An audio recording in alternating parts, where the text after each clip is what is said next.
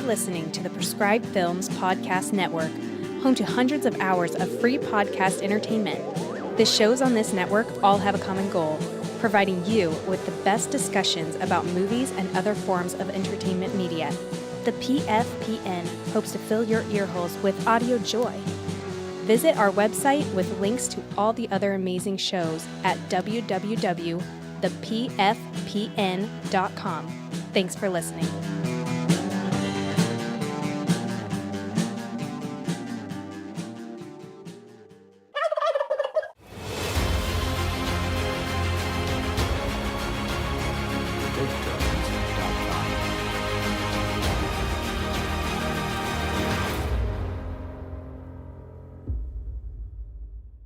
It used to be that calling a film a turkey was an insult. Nowadays, there's actually an audience for some of the worst movies ever made. Baby, you are gonna go broke showing turkeys like these. Now we're talking turkey. Gobble, gobble, motherfucker. It's turkey time. Gobble, gobble. Welcome, everybody, to another episode of Let's Talk Turkeys. This is Nikki Flixx, and I'm going to be joined by a special guest co-host today, longtime listener, first-time co-host. His name is Magic. Say hello, Magic. Hello. And today we're going to be discussing 1985's National Lampoon's European Vacation. And the suggestion for this movie actually came from our Facebook group. We had done Just One of the Guys and Back to School. One of our friends on the Facebook group suggested that we round out our Not Karate Kid William Zabka trilogy with this movie, and I thought, great idea, I haven't seen it in ages. So as I said, it came out in 1985, follow-up to the original Vacation film, which was a huge success, starring Chevy Chase and Beverly D'Angelo as Clark and Ellen Griswold, and the recasting of the kids. This time around we have Dana Hill as Audrey, Jason Lively as Rusty, and then we have John Astin, William Zabka, Robbie Coltrane, Eric Idle, many others rounding out the cast. Directed by Amy Heckerling, who is best known for Clueless, Fast Times at Ridgemont High, Look Who's Talking, written by Robert Klane and John Hughes. And it definitely qualifies as a turkey. Rotten Tomatoes, critic score of 34%, an audience score of 49%. Does that surprise you that critics gave it a 34%? No, not at all. Why not? Just because it's so cheesy. Cheesy 80s. Cheesy 80s, and there's... Lots of boobs. Yeah, and yes. The National Lampoon is very crass humor. It is very crass, yes. It takes a special kind of viewer to appreciate it. I agree with you.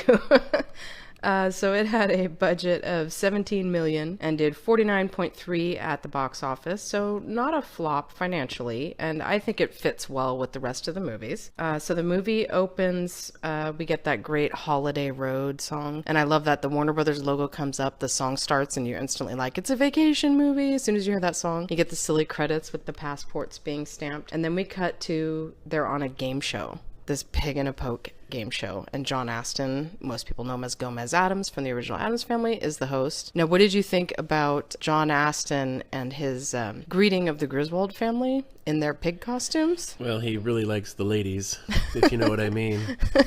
Lays a big one on the wife, and then when he gets to the daughter, he goes for it. He's like getting handsy. He grabs her little pig ass with the little coiled tail coming out of it. Like pigs do something for him, apparently. That's what I was thinking. Is like it's like a furry when somebody's into people who wear animal costumes, right? Oh yeah, then he goes home and he probably puts on the same outfit and does some stuff that we can't talk about. Weird stuff in the mirror, wearing his pig costume. So they're doing pretty well, but then they bring out like the Ringers, the Froger family, who have never lost apparently. And they all look like a bunch of nerds, and they're very pompous about their knowledge of everything. They give them the categories. They're very curious about the Hungarian cabinet making. Yeah, early Hungarian cabinet making compared to the late Hungarian cabinet making. Yeah, there is a big difference, and apparently the mom on that team, she knows about Hungarian cabinets. So they screw up, and then the answer to the question the Griswolds get is Lewis and Clark, of course. And Clark can't think of anything to say, so Ellen's going, Clark? And they're like, that's correct. You want a vacation to Europe. So now, of course, the Griswolds are planning their vacation, and we cut to them in their backyard getting ready to barbecue. Mm-hmm. And Clark is the epitome of the lovable dimwit, because he's just so unaware of what he's doing physically. He's so physically stupid. The way he's like pouring half a can of lighter fluid over this barbecue, and you're like, okay, that's a lot of lighter fluid. And then his wife comes up when he turns around and pours even more lighter fluid all over the barbecue. And that I think is my favorite thing about these movies. I mean, National Lampoon, a lot of them use the same kind of humor, but the vacation movies in general, they really play on how dim-witted Clark is and how unaware of his surroundings he is. And Chevy Chase is so good with the physical comedy. This whole setup where it's like, you know exactly what's going to happen, but it's still making you laugh knowing that it's coming. Exactly. Because the minute he lights the barbecue, the whole thing just goes up in flames. And then they're sitting there at the table, and his face. I know, it's like he had on a pair of goggles, and his whole face is black except for his eyes. Because he wears those huge glasses. It's so funny. And I noticed that he was wearing his Wally World shirt, which I thought was super cute. And Rusty was wearing it too. And they're going to vote to see who should be the president of the Griswold democracy. So they're all voting. And of course, Audrey votes for Jack. The always delightful but underused William Zabka as Jack. It's a brief but memorable appearance. And he does pop up later in photo on Audrey's bedroom walls everywhere she goes. But I love that that she's very concerned about going to Europe because he doesn't want her to eat too much. Yeah, he doesn't want her to get fat. Oh my God. If I was Ellen, I would kick that kid out of my house. I'd be like, you cannot treat my daughter like this. Get the fuck out of here. But he's William Zabka, so he's really cute. He'd probably smile at me and I'd be like, never mind, you can have your hamburger, sit down. Anywho, I digress. So yeah, after this scene, after they've decided the kids are going to go to Europe, so now they're up in Clark and Ellen's bedroom, and she's getting ready to take a shower. And in comes Clark with the home video camera, if you can even call it that. Yeah, it's like a portable VCR. It's like one of those old school, he's got like a giant VCR up on his shoulder, but he convinces her to do her little song and dance that she did in college. And then he sets the damn camera down while still recording, and he's going to bed his wife on the floor right in front of the camera. She's like, you're going to erase this, aren't you? Oh no. Yeah. No, he's definitely not going to, because this is Clark we're talking about. They just accidentally made a sex tape. So then we cut to them. They're on the plane. And this is, again, one of these lovable things I adore about him is that it's like Chevy Chase plays it so well where he doesn't understand English. Like, he does not understand what people mean when they talk to him. She asks him if he wants a Coke, and he's like, yes, please. Do you want that in the can? He's like, no, I'll take it right here. I love how stupid he is. I don't know why it gets me, but it does. And then, of course, they're all getting very excited, and each one of them is going to have a little, like, fantasy dream sequence here while they're on the plane. And the first one is Ellen's. So she is dreaming that they're going to go meet the royal family, and they walk in, and there's these actors that looks like Prince Charles, Princess Di, the Queen herself, and they're all, like, super happy to meet them. Right, like, the lookalikes are spot on, first of all. And then I love that her fantasy is that they're super psyched because the Griswolds are coming to Buckingham Palace and not the other way around. And of course, Di wants to dance with Clark, and he's like, nope, I only dance with my wife. And so, like, how tame and sweet is her little fantasy that her husband would only want her? Like, oh my God, that's so cute. And then we cut over to Rusty, who is listening to some tunes, and he's quite inspired. And suddenly he's transported to a 1980s dance club where everybody has mohawks and leather outfits, and there's all these girls all over him, and he's the center of attention in the whole club. You were digging his outfit. Oh yeah, he looked just like John Travolta. The head to toe white leather, and then when he turns around and it says Rusty, the European tour. I kind of want a jacket that says that on the back, because then only real ones would know what that even means. And then we cut over to poor Audrey. This girl is not having a dream, she's having a nightmare, because her stupid boyfriend, I love you, William Zabka, I hate Jack. Her stupid boyfriend Jack told her that she's gonna get fat if she eats all the food in Europe. So her dream is all this great food is coming to her, but then she, like, can't stop eating all this bread and pasta. And then her clothes start expanding and buttons are exploding off of her shirt, and I know, she like, just can't stop eating. Her worst nightmare is that she's gonna eat so much food and get super fat. Like, oh, you poor little summer child. Nobody should be treating you like that. She should eat all the damn food, in my opinion. And then, of course, we pan over to Clark, and his fantasy is the best one, because the minute you hear the sweeping music and you see, like, the hillsides in the Swiss Alps, you know exactly what's happening, and he starts singing. He's in the Sound of Music wearing his lederhosen. Yes, the hills are alive at the sound of Griswold. And I love what he says. He's like, it's as though I've been here for at least a week. And He's just prancing around the hillside with his family. Like, him and Ellen, they're so sweet and innocent with what they want out of this vacation. Like, they just want to have the best time with their family. But of course, they're the Griswolds, so that's not going to happen. They get to their first hotel here in London, and very quickly you're realizing that they've been duped. This game show went as low budget as possible because this hotel is horrendous. It's basically this nasty looking guy's house, and he's got his old lady mom sitting there trying to get luggage up the stairs. Oh, but don't forget when they're unloading the car, the physical comedy comes into play, and he hits the guy. There's this guy trying to help him, and he hits him in the balls with stuff, and then he knocks him over the head with the suitcase. And... Right, he manages to hit him like 5 times in the span of about 30 seconds. It's stupid comedy, but it makes me laugh. Even though I know it's coming, I don't know why the physical gags with Chevy Chase just never fail to make me laugh. So they're in this crappy, horrible hotel, and they get up in their rooms, and of course, Rusty is 15 years old, so he's very disappointed to find that there's no MTV. All there is cheese. Cheese and static. Cheese and static, yep. So he's trying to change the channel. Should we watch Cheese or Snow? Oh, you poor kid. Before cell phones and iPads and things, like, they had nothing to do. These poor kids. They should have left them at home. They would have had a much better time, I think. So they have a communal bathroom in this hotel, and Ellen's in the tub, and she's got her little washcloth over her eyes. Clark is whistling, and he leaves the room, and then enter Mr. Robbie Coltrane in a great brief cameo. He doesn't even have any lines, really, but he's whistling the same tune. He's a great whistler. Oh, yeah. I mean, did you recognize him? Did you remember where you've seen him? Oh yeah, he's Hagrid from Harry Potter. Right? I know he's got a baby face here, though. He's so much younger. But she's basically inviting him into the bathtub, and he's just rolling with it and going with it. He starts derobing, and he's ready to climb in. And then cut to Clark. This is a running gag where he can't find the right door. Mm-hmm. And I love a good running gag, especially when it's funny every time. And there aren't many comedians who can pull that off, where it's like, okay, we already did this joke, it's not funny anymore. But with him, it works. So this running gag of not being able to find the door. So he ends up in a closet. Now he's in the lobby, and he pretends he's there to ask for a wake-up call. And then he finally thinks he finds the right bedroom, and he sees blonde hair in the bed. So he goes ahead and climbs in. But oh no. And he starts saying all these sweet nothings, and I'm so horny for you right now. And then, when did you stop shaving your legs? And then you see this woman peeking her face out of the blanket. It's totally not Ellen. It's just some random woman in the hotel. And he's trying to get away, but she's like into it. And he's like, I gotta go. And she's like, no. No.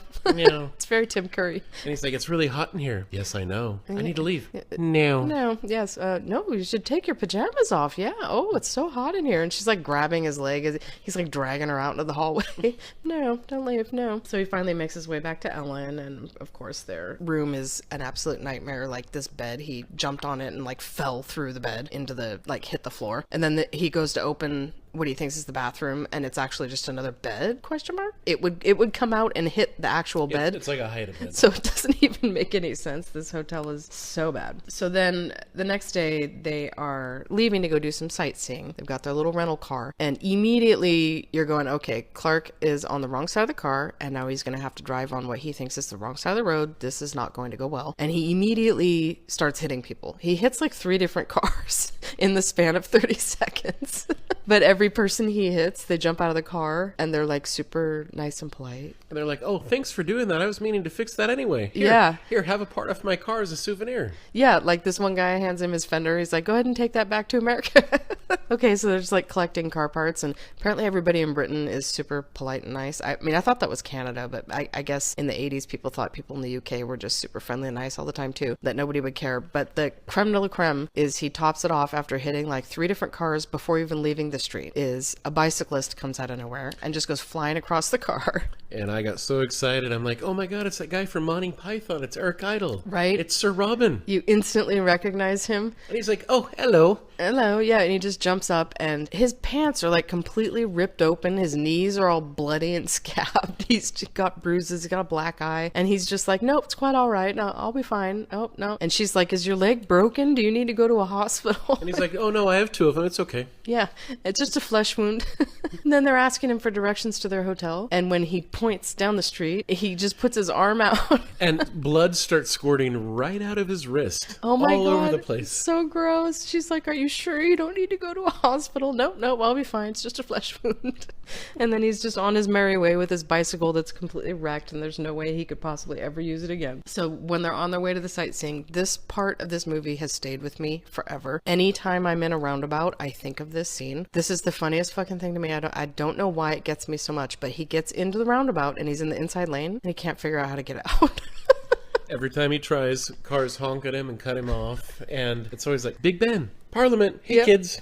Hey kids, look, there's Big Ben, Parliament. Every time I'm in a roundabout, I say, Big Ben, Parliament.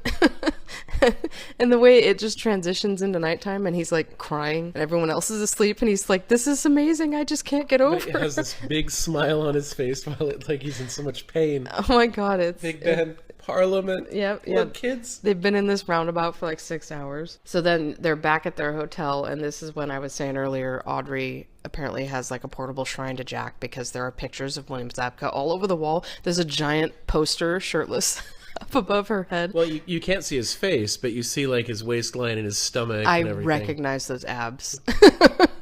It's definitely him, but she's gonna call him, of course, not thinking about the fact that the long distance phone bill. She's gonna sit on the phone and wait while he eats dinner. Oh my god, you're gonna be in so much trouble, girl. Next thing we see is the family heading out to take a look at Stonehenge before they're leaving England. Oh boy. Gotta go visit Stonehenge because Clark's very big on visiting the monuments and taking them in, and he gets like misty-eyed and inspired by everything they see, and he constantly gets inspired and then wants to find a bathroom. I love that. Another running gag that can you believe the Druids built this how many thousands of years ago? And yep, gotta go. Where's the bathroom? Every time. And of course, they've got their car backed right up to the last pillar. So you know what's going to happen, and still it makes you giggle when it happens. So there's all these tourists there admiring Stonehenge, and he backs up and he knocks into one of the pillars, and they fall like a set of dominoes very slowly.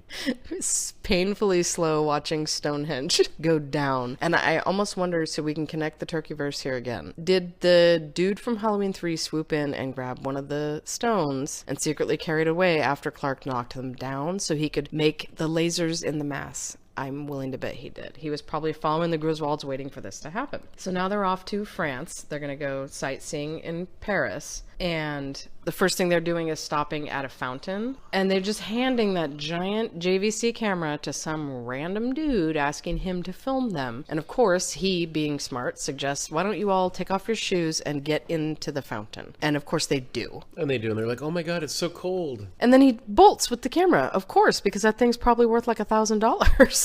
Yeah, back then, yeah.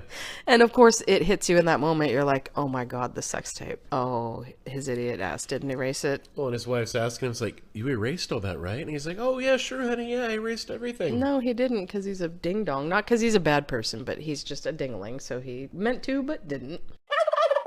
Okay, so then they're going to take in some French cuisine. And they're at a little restaurant. This scene is so funny where the waiter does not speak English, but he realizes they speak English, and he immediately starts insulting them in French, calling them a bunch of idiots. And Clark's trying to order everything in French, and he keeps screwing everything up on what he's trying to order. Yeah, he just cannot, for the life of him, figure out the right words. And the waiter... the waiter is commenting that Ellen has nice tits, Audrey has a great little ass, and then they can all go fuck themselves because he'll be bringing them dishwater. And they won't know that they won't be able to taste the difference. And then you cut to the kitchen, and what are they doing? It's like TV dinners. Oh yeah, they're taking TV dinners out and reheating them in a microwave.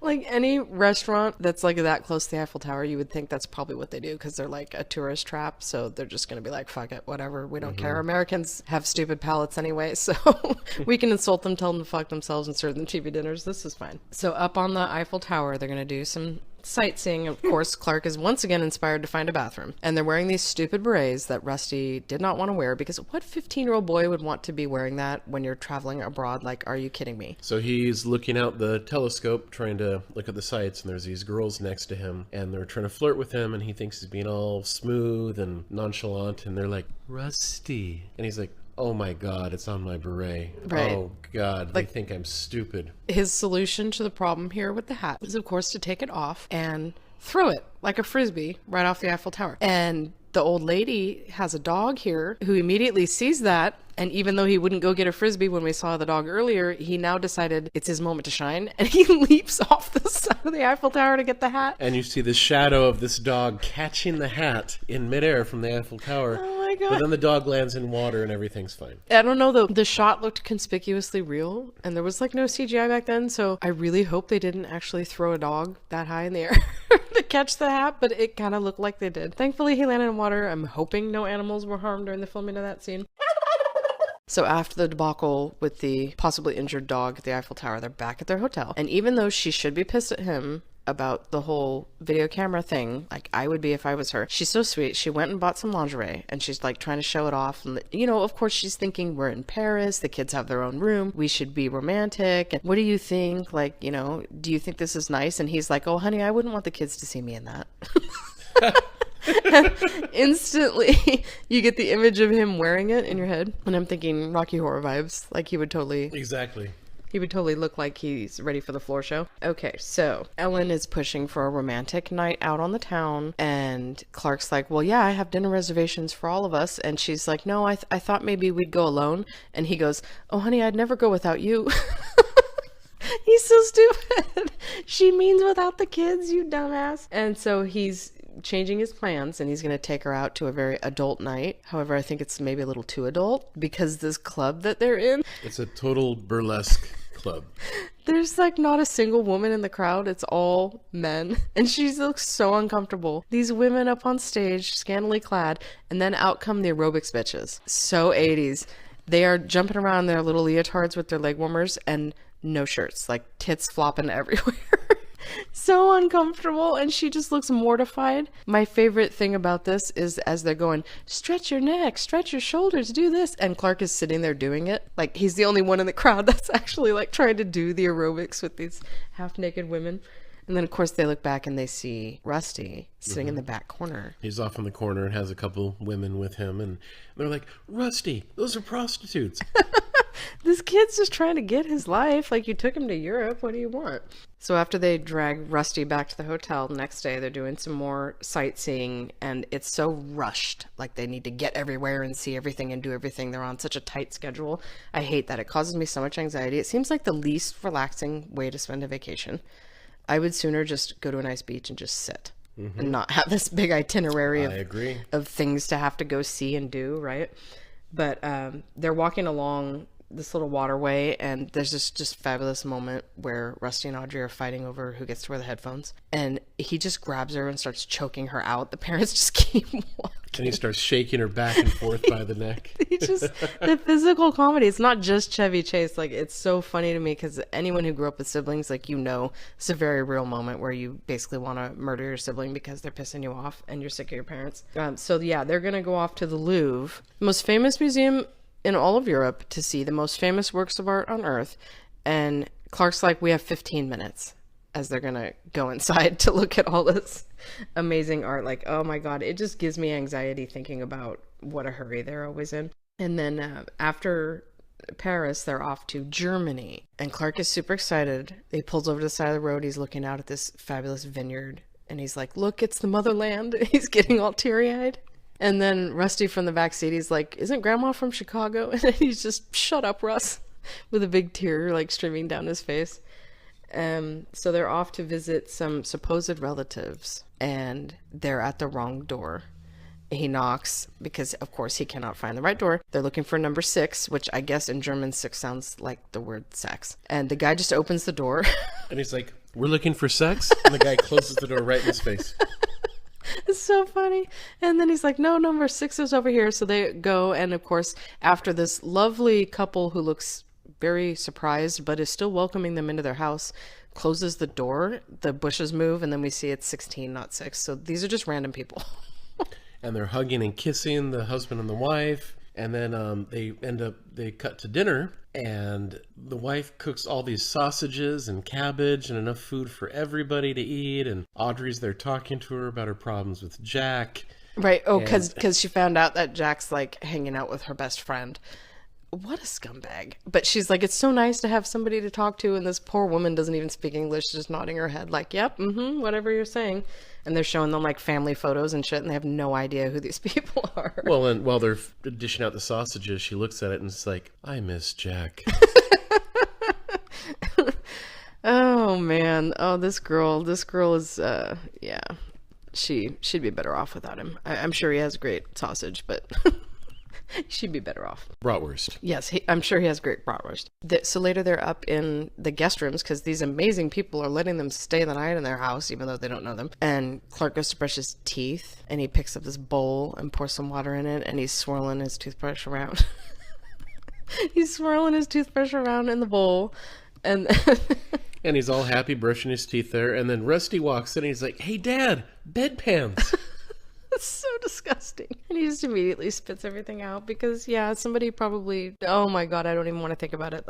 It's basically the same as like putting somebody's toothbrush in a toilet. So after they're leaving this random couple's house and telling them that they promised they'll write and going, who the hell were those people? I have no freaking idea. They're off to some sort of like Oktoberfest looking thing, like in this town square. It's the most German thing. And of course, Clark, being super excited about being German, he goes and has to get his like outfit so that he's dressed appropriately. He's got the full like lederhosen and the little short shorts and everything. It just looks so funny on him because it's like a tad too small, and he's a really big guy. He's like 6'5", so he just looks ridiculous. And they're gonna go off and, you know, basically drink beer and eat pretzels and more. I guess there'll be a lot more sausage flying around. And they're sitting down at this table. These dancers come out wearing outfits that look almost exactly like his. And then they call him and say, hey, come up on stage. You're one of us. Come on. And then everybody pushes him and he goes up on stage and he starts dancing with them. It's my favorite scene in the whole movie is seeing him try to dance, because it literally looks like they just threw him up on the stage and went, just go with it. And these men are doing like this choreographed dance, and they've got the benches and they're like high-fiving and doing like weird little things with their hands. And he's just rolling with it. At one point he's like tap dancing, and I don't even know what the fuck he's doing. And then they start getting slappy. Yeah, they get slap happy and they start smacking each other across the faces. And then he's like, what? Why'd you do that? And then he slaps somebody like really hard. And then the guy's like ready to fight him. So they're like, you're like, are they about to have a dance battle? And yeah, the guy basically punches him, and then he punches him back, and then Clark goes flying into the crowd, which basically starts a riot. It's like all these people in the crowd just start like punching each other and fighting. And it's like, okay, this is starting to turn into, this looks like a party in America, not a little beer fest in Germany. All these people look like they're ready to kill each other. And the bell goes off, and Rusty, who meanwhile has been like making out with some random girl, we got more tits, she's like, oh, the bells mean they're gonna lynch somebody. That hasn't happened in years. They're gonna hang somebody. And he instantly goes, oh my God, Dad. Like, there's nobody else that could possibly have caused that much trouble but Clark. So yes, now they have to get away real fast. You've got this weird little chase scene where the whole town is like ready to lynch him with their pitchforks. Well, they have pitchforks and torches and everything, right? And shovels, chasing him, and they barely make it to the train station and hop on a train because now they're leaving Germany and they're off to Italy. There's so much tension building up between the members of this family. There has been all along. The kids didn't even want to come on this trip in the first place. They were forced to. Everybody's so pissed off. Ellen's pissed off at Clark. He nearly got them all killed. And they're in this train car, and this is right after the whole Oktoberfest thing, which I love. Like, this is my next favorite scene, because the four of them just sitting there silently are doing things to annoy each other. And it is so fucking funny. Audrey's sitting there popping her gum, like, really obnoxiously loudly, and that is one of my pet peeves. I hate it when people chew or snap things with their mouth really loudly. And then Russ is there listening to his music with his headphones, but he's singing loud and being all extra with everything. Is it you, or is it you? It's me. I don't know what that song is, but I, again, quote that to this day because I'm weird, but it makes me laugh. And then Ellen's got her newspaper, and she just keeps like rustling it and hitting Clark his feet and legs with it. Like, she just keeps fixing the newspaper, and then he finds this ashtray. And he keeps going click, click, click, click, click, click with the ashtray. The way he starts doing it and making these faces at her like, oh, you like that? You want some more? Yeah, yeah, is that annoying? You getting tired of this yet? Like, oh my God, it's funny. And then literally they get into fisticuffs, but in the way that only family members who don't really want to hurt each other can, where you're like girl fighting and like slapping hands and stuff. Rusty and Clark get into this fight, and the whole thing looks like they just were told to fight and nobody knew what each other was going to do, because they both look like they're trying not to laugh. Mm-hmm. The way they're grabbing each other's hands and grabbing each other's arms, and he's hitting Rusty with his hat.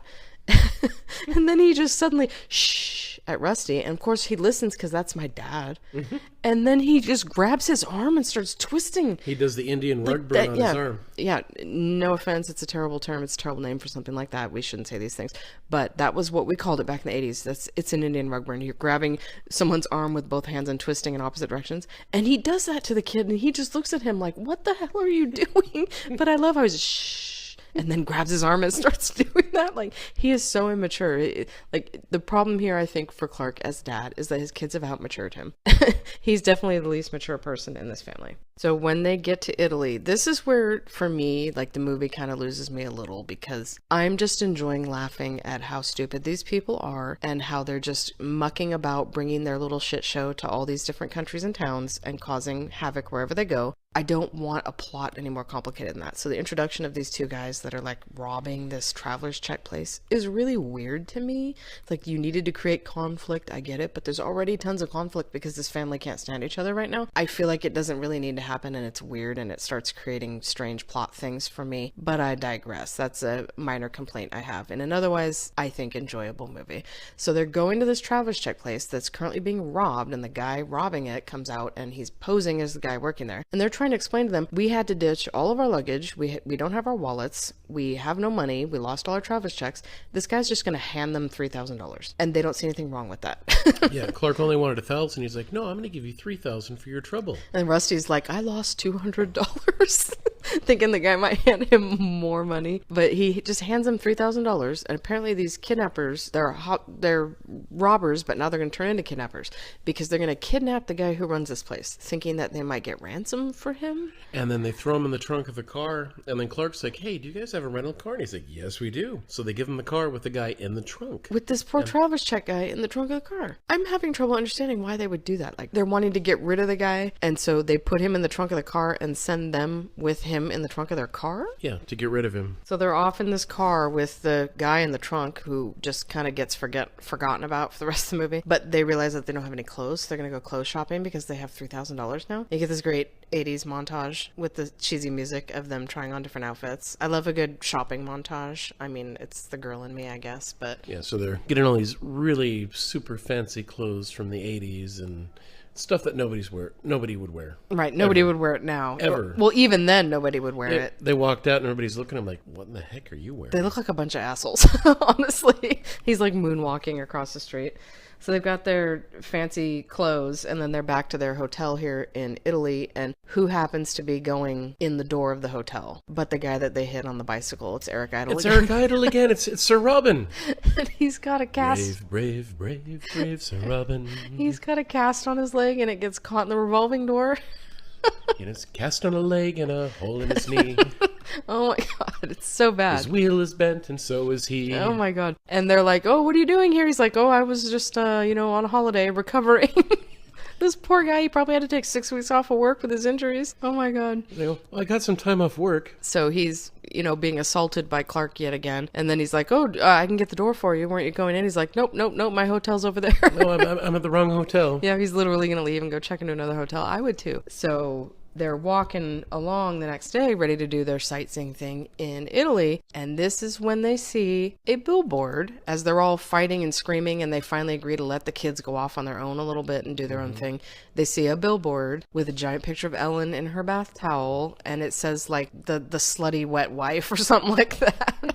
So this guy who stole the camera went and turned the sex tape into a porno, and now it's being advertised everywhere. And she is fucking furious, as she should be. She ditches him and goes back to the hotel so she can go get wine drunk. Go, girl.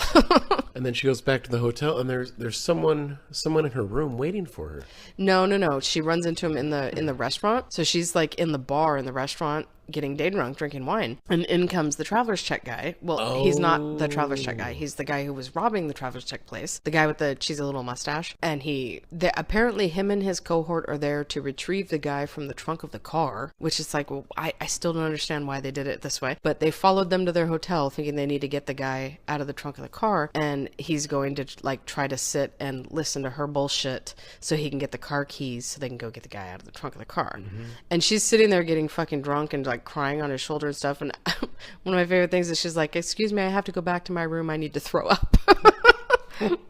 Oh, Ellen, you obviously don't day drink very often. And so she goes up to her room and he goes with her? No. On what planet would any woman, I don't care if you've been drinking, let a man follow you back to your hotel room like this? No. And of course he does what he's gonna do. He gets like rapey with her and then he pulls a gun on her? Since when? What in the hell? Like suddenly this guy's getting like really violent. He pulls a gun on her and he's like, no, we gotta go. And he's dragging her out of the hotel at gunpoint. Meanwhile, Audrey, who is standing there on a phone, trying to get a plane ticket so she can go home and confront her best friend for messing around with Jack. Good old Debbie. Right? Yeah, good old Debbie, that bitch. And Audrey sees her mom getting kidnapped. And so she just drops the phone and runs because, hello, somebody with a gun is dragging mom out. And instead of going and getting in the little rental car, he like takes her to his little convertible VW Bug or something. The red VW Bug, the convertible. What happened to wanting to get the car with the guy in the trunk? I'm still really confused about the whole... And this poor guy is still in that trunk. He's been in there all day. So meanwhile, Rusty met a girl who actually is American, and he's actually having this little meet cute with her. It's so adorable. I don't know about you, but I definitely had like vacation crush or made vacation friends when I was little. Did you ever like go away somewhere and you meet some other kid? It's like, you're my age. Did we just become best friends? Yes. And then you want to hang out and talk to them, but like only during the vacation, because you know when it's over, that's going to be the end of that. So he has a girl now that he's hanging out with. And she's like, I'm from California. And he's like, oh my God. Yeah, right? Like they're both from the States, so they have that in common. Nothing else. When you're 15, does it really matter? Let's eat ice cream, right? Like, it's super cute, and he's finally acting his age instead of being all nasty, handsy with big tits girl in Germany. So he's in the middle of telling her how boring his parents are when suddenly he sees them fly by in a car chase. And he's just like, oh my God, what's happening? Audrey's like, oh, not much. Mom's been kidnapped. So they jump in the little white car with, again, can I remind you, has the poor traveler's check guy in the trunk, and nobody knows that he's there still. And they're going over speed bumps and driving really fast down these streets. That poor guy, he's really been through it. Like, this guy probably peed himself by now in there. He's probably starving, running out of air. But yeah, they're flying through the streets of Rome, crashing into some fountain. And as that happens, I couldn't help but notice during the car chase, like, they really didn't spend much money on the production value of this, because you can see the stunt bike rider, because Clark gets out of the car and gets on a bicycle. You can see that is not Chevy Chase. And then when you see the kidnapper and Ellen in the car as they're flying around corners in this convertible, bad choice, because this like Party City blonde wig is flapping in the wind and you're like, that is not her. I'm not even sure that's a woman at this point. Like, who are those people in that car? It's so bad. And like I said, the movie went downhill for me when they went into the whole kidnappers and robbers thing, because it was like, we didn't need this. I just want more of the Griswolds being stupid. But of course, they're going to end up flying into a fountain in that beautiful little red car. And who happens to be sitting on the fountain? The bike rider, Eric Idle. He's sitting there and gets knocked over into the fountain by this car. He just can't catch a damn break. He has the worst luck. Right? Yeah, he has worse luck than Clark, and that's saying a lot. So of course, the cops show up and the guy gets arrested and Clark saved the day, and Ellen's so happy because Sparky, I love you, and it's all adorable. And they're climbing out of the fountain and Audrey's like, can we go home now? And it's like, oh my God, yes. Like, they need to end this vacation stat. They have ruined enough of Europe at this point. They need to go home and terrorize their own small town. And Eric Idle's going to climb out of the fountain, and he just like trips over his own feet and just falls right back in. Like, nobody even hit him at that point. He just can't anymore. Like, the poor guy's just done. So they're ready to end their vacation, and they're finally getting on a plane to go back home, and everything's all sped up. But I love the physical comedy of this, because you're like, if that ain't how it is. They get served a meal, and then right when they all go to take a bite, the stewardess comes and takes the plate away, because it's like, oh, we have to get ready for landing an hour early.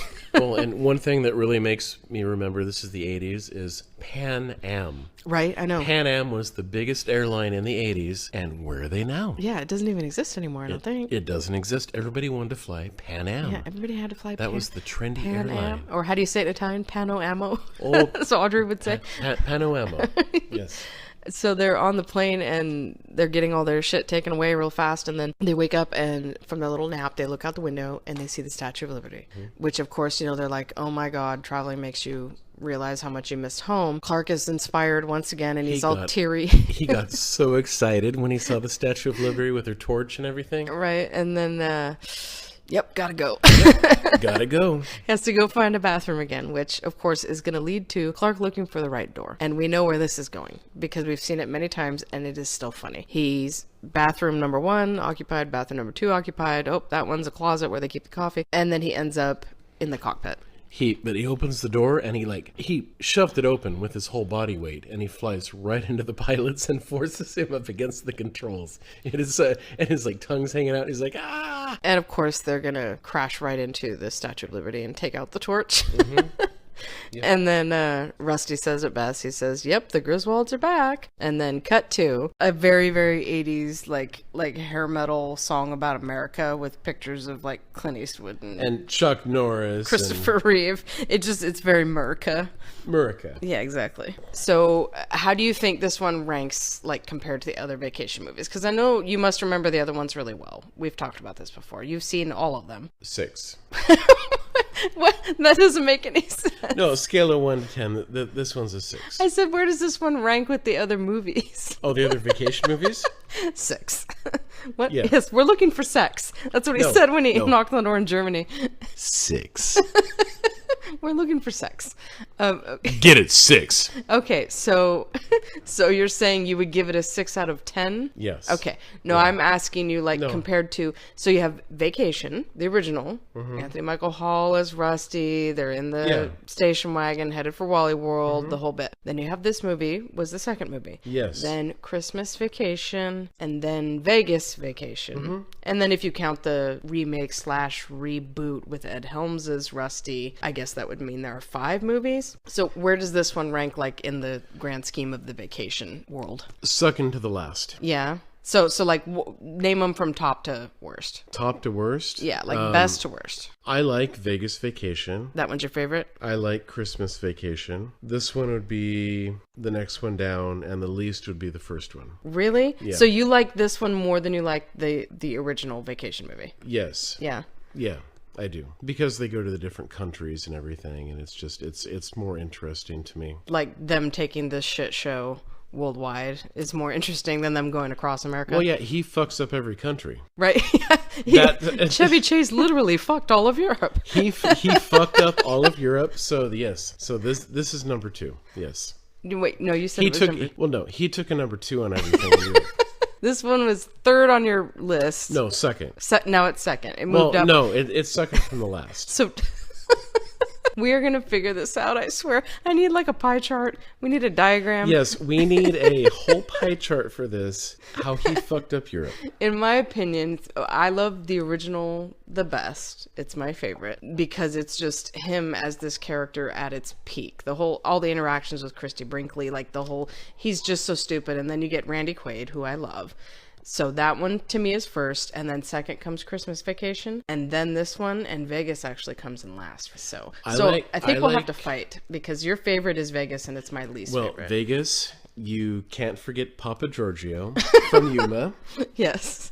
And Casino War that he can never, or no, Guess the Number. Guess the Number. Yeah. That's my favorite game. And God, there's so much more. There's so much to it. So, I mean, it could have something to do with the fact that Ethan Embry, who has been in a few of the turkeys we've talked about as Rusty in that movie. So maybe it should move up my list because I do love him. Okay, so I do have another question for you, though. So if you were in Clark's position, you were on the game show, and they had just this giant stack of prizes. They had like car wax and a brand new motorcycle and a car and like all this stuff. or you risk it all to be a pig, not knowing what the grand prize is. Of course, we know it was a trip to Europe, but not knowing what the grand prize is, you know it's going to be a doozy. Would you have just taken all the shit and ran? Would you have cut and run? Or would you have been a pig and gone for the trip? No, I would have been a pig. I don't need a year's supply of car wax. It's just the car wax's deal breaker. I spit shine everything. I don't know that everybody needs to know that, but... Truth. Okay, so honestly, I feel like I definitely would risk it. And then I probably would have lost, and then I would have tried to blame somebody else and said that it wasn't my idea to be a pig and risk it all. But that's just me. I'm very bitter, and I like to push everything off on other people. I'll risk it all for a motorcycle and some wax. Some car wax, yeah. Yeah. So if someone offered you a trip to Europe, what country would you want to go to? Because they pretty much like got to run the gamut and go to all the major European countries. Where would you really want to go? If I said you could go somewhere in Europe, where would it be? Germany. Is that so you can wear lederhosen and get slapped? Yes, I want to wear lederhosen. I want to play the accordion, and I want to drink All the beer? German beer. You just want to drink all the German beer? Yes, I do. And play the accordion? Yes, I do. If I could go to Europe, I would want to go to Italy because food. Honestly, I'm sure the culture, the sights, yeah, there's the Colosseum. You could go to England, Big Ben, Parliament, whatever. I'm here for the food, so it would be straight to Italy, and I would do nothing but gain 40 pounds by eating pasta all day. Beer. Lederhosen. Accordion. So let's talk the sequel that isn't a sequel and is also kind of a reboot, the newer vacation movie with Ed Helms as Rusty. I really don't know whether that one did well or not, but assuming it did pretty well at the box office and they were going to go ahead and do yet another movie, do you think they should follow suit and have those Griswolds go to Europe? Or do you think something different? Like, should they go somewhere else? Okay, so where would you want to see them go if they're going to go on another trip? I think the whole Europe thing has been overdone. I think they should go to Australia, actually, and go to the outback.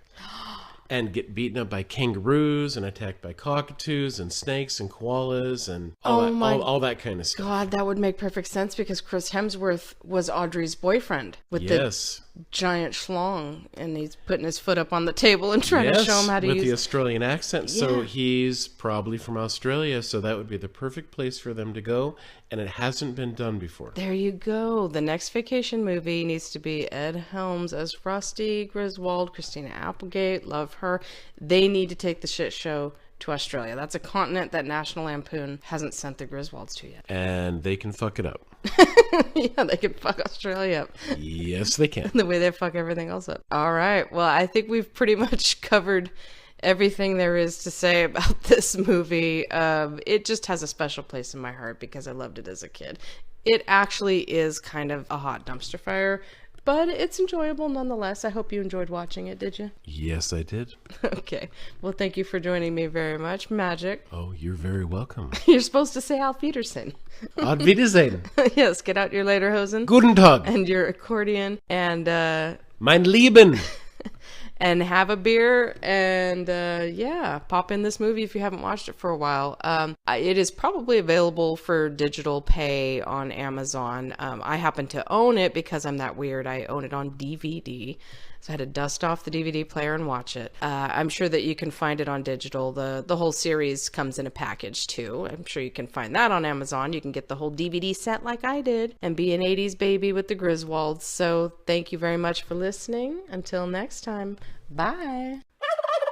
Hey listeners, Movie Miss here. Listen, I know you have a lot of options when it comes to podcasts, so thank you for listening to the show. I know everybody says this, but for a fledgling little show like ours that's just hanging on, you know, we just finished season 4, we're rolling into season 5, it would really help us if you could subscribe, rate, and review the show on Spotify, Apple, YouTube, Good Pods. We're also on Pandora, Audible, Amazon Music. It would really help us grow the show and reach more people if you could subscribe and then rate and review, which is really the key part of it. Make sure to be part of our Bad Movie conversation by following us on social media. Interact with me on social media. I'm on Instagram at Movie Miss, which is movie_miss. The show is on Instagram at Let's Talk Turkeys. Also on Blue Sky at Let's Talk Turkeys and Facebook. We're on X. I'm honestly not sure how much longer I'm going to have the show on there, but currently the handle is at Gobble Podcast. Get it? Gobble, 'cause like a turkey. You can also chat with like-minded bad movie lovers in our Facebook discussion group. And like I mentioned, we're rolling into season 5. It is 2025. The show, it's been a wild ride, still going strong. So if you have a movie that you would like to hear covered on the show, let me know by emailing direct at letstalkturkeys, all one word, at yahoo.com. Also, hit me up on socials if you want to be a guest on the show. Always looking for guests. I can assign you a movie, something we think is fun, or you can bring a movie that you think is a bad movie if it has a low Rotten Tomatoes score, or you just really don't like the movie but you like to talk about it. That's half the fun, I think. Again, this goes without saying, but I'm going to say it. Without you, the show wouldn't still be kicking around. So thank you so much for hanging in there with us. I'll be back. Get the fuck out of here! No, I cannot. Get the fuck out of here. Get the fuck out of here. Why don't you get the fuck out of here? Get the fuck out of here. Get the fuck out of here. Get the fuck out of here. Get the fuck out of here. You're still here? It's over. Go home. Go.